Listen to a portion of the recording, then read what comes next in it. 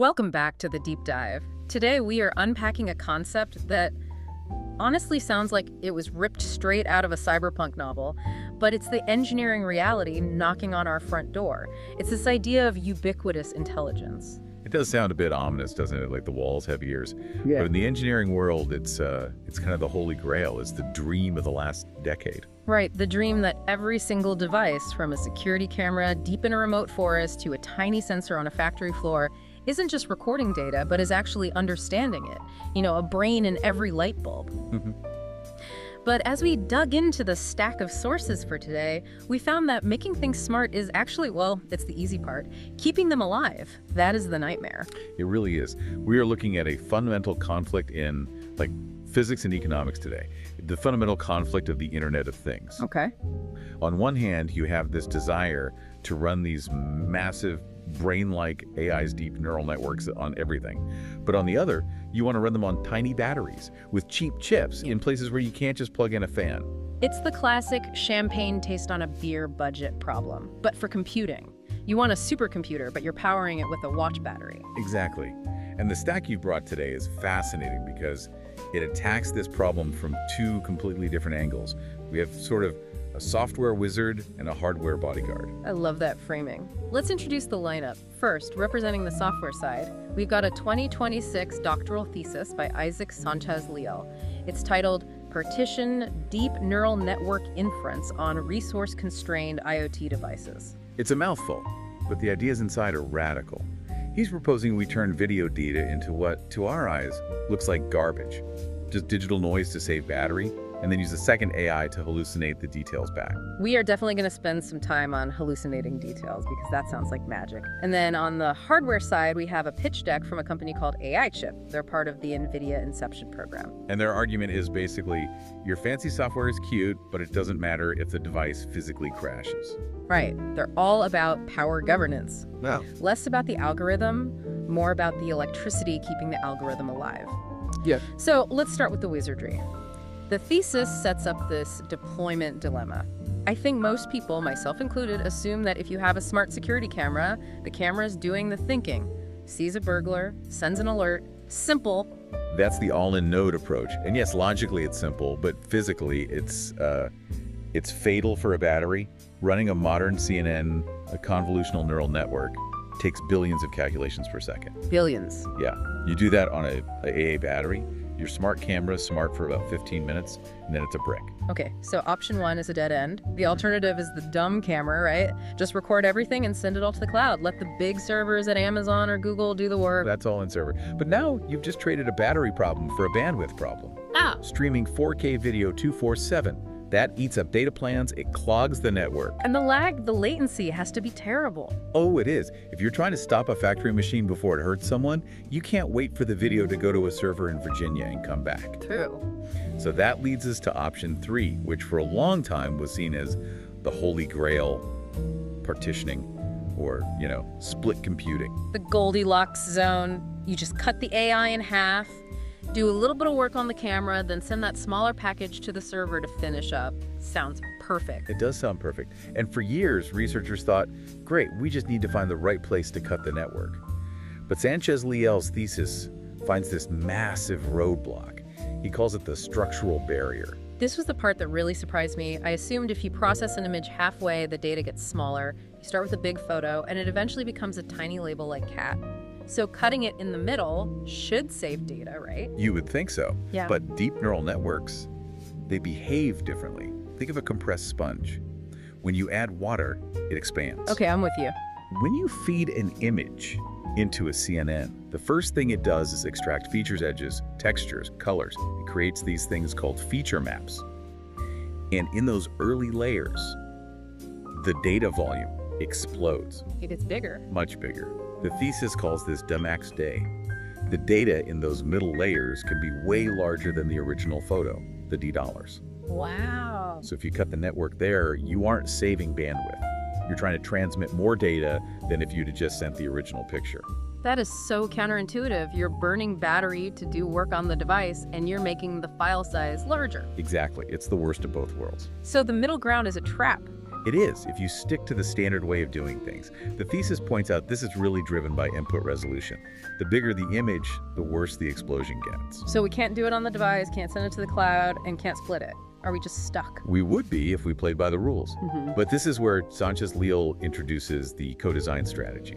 He basically argues that if you can't find a good place to cut the network, you have to make one. You have to force the network to become small at a specific point. He calls it waist tightening. Like a corset for the AI. Essentially, yes. It's a double attack. First, on the model level, he uses pruning. Pruning, like in a garden, cutting off branches. A very similar idea. You look at all the little filters in the neural network, the detectors looking for lines or curves, and you realize a lot of them are redundant. The thesis shows you can remove 90 to 99% of them. 99%. You're basically gutting the thing. If you remove 99% of its brain, isn't it just a lobotomized camera? You're removing the fat, not the critical organs. It turns out these models are just vastly over-parameterized. By cutting the redundant parts, you slash the computational load. That helps the battery. Okay, so the camera isn't working as hard, but you still have the data size problem. All those feature maps are just a bunch of numbers. That leads to the second part, and honestly, this is the most shocking part of the whole paper. Extreme quantization.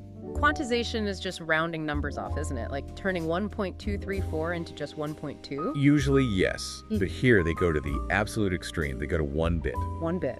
That's just a 0 or a 1. Yep, binary. They take all the rich, detailed information about shadows, textures, light, and they crush it down to a binary map. Black or white, on or off. I'm trying to picture that. If I take a photo and turn it into 1-bit data, doesn't it just look like static, like digital noise? Or a human eye, absolutely. Yeah. There's a figure in the thesis, figure 4.4, that shows this. Yeah. The original feature map has all this texture, and the 1-bit version is just this blocky, jagged thing. It looks like garbage. But we've saved a ton of data. The thesis says up to 17x energy savings, almost 3 times faster. But if the image is garbage, surely the AI can't recognize anything. You hit the nail on the head. If you just feed that 1-bit noise into the rest of the network, accuracy collapses. The AI is completely blind. So what's the point? We made a really fast, really efficient system that doesn't work. That's where the third part comes in, the aha moment. Yeah. It's what he calls the accuracy recovery method, or as you put it, the resurrection. Resurrection, so bringing something back from the dead? That is essentially what's happening. The thesis proposes a server-side module. It's called QCNet, or Quantization Compensator Network. Okay, QCNet, how does it fix the garbage data? Remember the asymmetry.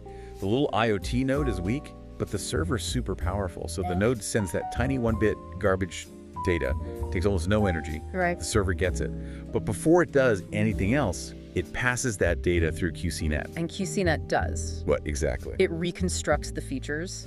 It uses what it's learned about the world to hallucinate or reconstruct the high-fidelity details back into the data. Whoa, hallucinate is a strong word. Is it just guessing? Is it making things up? It's a kind of educated guessing. They call it feature fidelity recovery. The network has learned what a street scene should look like. So when it sees the coarse, blocky, binary outline of a car, it knows how to fill in the missing mathematical details to make it look like a car again, at least to the AI. So it shifts the data back to the, what was the phrase? The original manifold. Exactly. It restores the data distribution, and the result is you get your baseline accuracy back. That is just wild. So we've completely decoupled the efficiency from the accuracy. Right. You get the energy savings of 1 bit on the camera, and you get the accuracy of a full model because the server cleans up the mess you made. Is there proof this works? I mean, beyond the numbers? Yeah, there's visual proof. They use something called GradCam heat maps. These basically show where an AI is looking in an image. Like, is it focusing on the dog or the grass behind the dog? Right. And even after the image was crushed to 1 bit and then reconstructed by QCNet, the heat maps showed the model was still focusing on the exact same features, like the sunglasses on a person's face, just as accurately as the original uncompressed model. That's incredible. It's like teleporting a crumbled up piece of paper and having it arrive perfectly ironed out on the other side. That's a great way to put it. It allows us to finally break that structural barrier we talked about. Okay, so the software problem is, at least in theory, solved. We can make the data tiny and fix it later. But let's pivot to the second source, the pitch deck from AI chip. Because none of this matters if the physical board just melts. Right. We're moving from the algorithmic cloud down to the voltage regulator on the circuit board. AI chip actually calls themselves the unsexy hero. I love that. We're unsexy, but you need us. It's honest. Their whole focus is on AI PMC, or power management control. They argue that the real problem for AI in places like factories or kiosks isn't computing power anymore. It's power governance. What does that mean, practically? Power governance. Okay, so imagine an industrial controller. If it crashes, the assembly line stops. That's thousands of dollars a minute. AI chip says that just slapping a general-purpose board in there is often overkill and thermally expensive. It gets too hot, uses too much power. And it's reactive. Usually a system crashes and then it tries to reboot. AI chip wants to integrate these protocols, PMBUS and SMBUS, to be proactive. Okay, you've got to break down the acronyms PMBUS, SMBUS. Think of them as the nervous system for electricity. PMBUS handles front-end protection, like power surges. SMBUS handles the back-end sequencing. Sequencing, like the order things turn on. Exactly. The order things that would turn on and off is critical. Yeah. If you cut power to the memory before the processor is done writing, you corrupt the data. AI chip manages that sequence. But here's the cool part. They detect pre-fault signatures. Pre-fault signatures, like sensing a tremor before the earthquake hits. Exactly that. They look for these tiny flickers in the power draw, light load transients, that suggest a component is about to fail where the system is becoming unstable. So instead of just crashing, the system can... It can load shed. It can gracefully shut down non-essential parts to keep the core brain alive. Or it can trigger a safe reboot before any data gets corrupted. That actually connects right back to the thesis. How so? Well, the thesis is all about minimizing the load to save energy. AI chip is about managing that energy so the system never dies in the first place. Precisely. AI chip says in their deck, they are not competing on TLPS, trillions of operations per second. Everyone else is fighting the speed war. AI chip is fighting the uptime war. And evidence, right. They use that word a lot. Audit-ready evidence. Yes. If a machine fails, you need to know why. Was it a software bug? Did the voltage spike? AI chip provides the black box recorder for the power system. So if we look at these two sources together, we're really seeing the blueprint for the future of the IoT. It is a complete ecosystem view. The thesis solves the data bottleneck. It tells us how to shrink the AI so it fits through the tiny straw of a wireless connection. By turning it into one-bit noise and just fixing it on the other side. And AI chip solves the power bottleneck. It makes sure that even if we're pushing the hardware to its limits, the device stays alive, it's reliable, and it recovers gracefully. It feels like we're moving toward a world where the end node, the camera or the sensor, is getting simply not more complex. That's the paradox, isn't it? Yeah. To get ubiquitous intelligence, the endpoint actually needs to get dumber. Dumber? Well, simpler. It's just running one-bit binary math. It has strict power sequencing. It's not trying to be a supercomputer. It's just a robust, efficient sensor.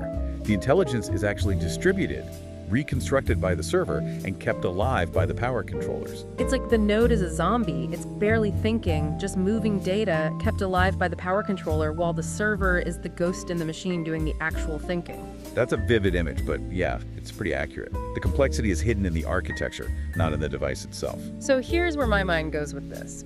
If QCNet, that reconstruction network, can take one-bit binary noise and basically reconstruct a perfect reality from it, do we even need high-quality cameras anymore? That is a provocative thought. No, seriously. If the AI can hallucinate the details of a car from a few blocky pixels, why are we putting expensive 4K lenses on these things?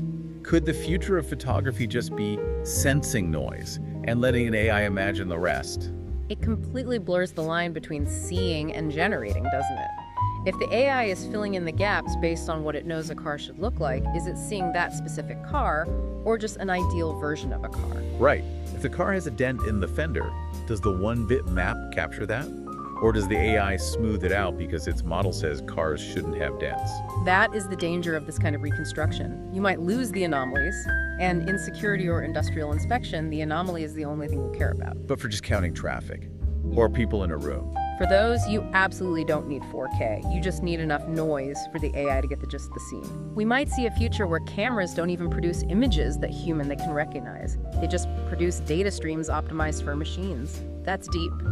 It makes you wonder what efficiency really means. Is it doing the same thing with less power? Or is it changing what we do entirely?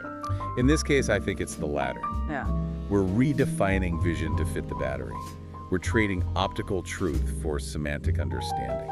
Well, next time I see a grainy security camera, I'm gonna wonder if it's just bad resolution or if it's secretly a one-bit genius waiting for the cloud to wake it up. Just hope the power governance keeps it running long enough to send the signal.